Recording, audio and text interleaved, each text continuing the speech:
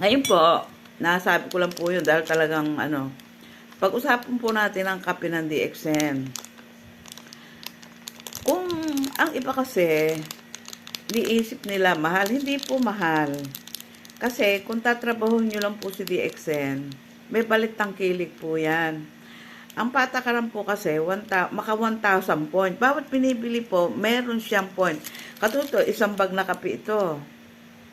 Isang bag na kape ng DXN.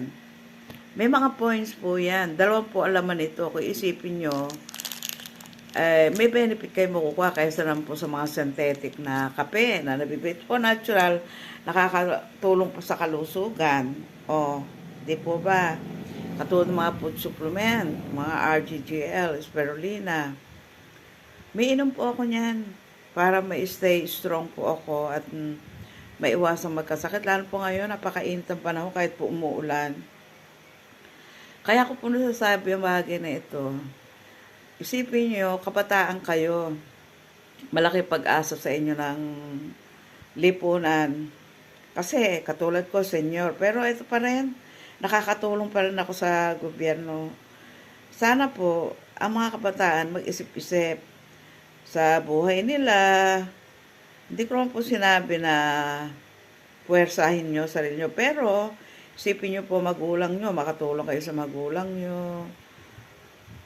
Kung kayo naman po ay may asawa, hindi po nahihirapan na inyong asawa. Kung kayo po ay may anak, makikita nyo po magiging maganda buhay nila. Sana po aralin nyo si DXN. Wala po scam dito, hindi po scam ito. Dahil ito po, legit na legit, nagbabayad ng tax sa gobyerno at all over the world po ang DXN. Hindi lang po dito sa Piñaranda, hindi po. Ngayon lang po dito sa Piñaranda nagkaroon ng service center. 5 years na po nakakalipas. Dito po sa bayan ng Piñaranda may naglakas loob po. Ako po yon. Talagang itinaya ko ang natitira ko pa at nalalabi kong lakas at buhay para makatulong sa mga taga rito sa bayan ng Piñaranda. Malimit po kasi ang bumibili po dito. Yung mga talagang nagtagumpay na sa DXN, mga taga ibang lugar. Biruin nyo, layo-layo nila, dumadayo sila dito. Sana dito naman sa Piñaranda, maisip po nila, ano po ang nakakahiya sa pagtitinda? Wala po.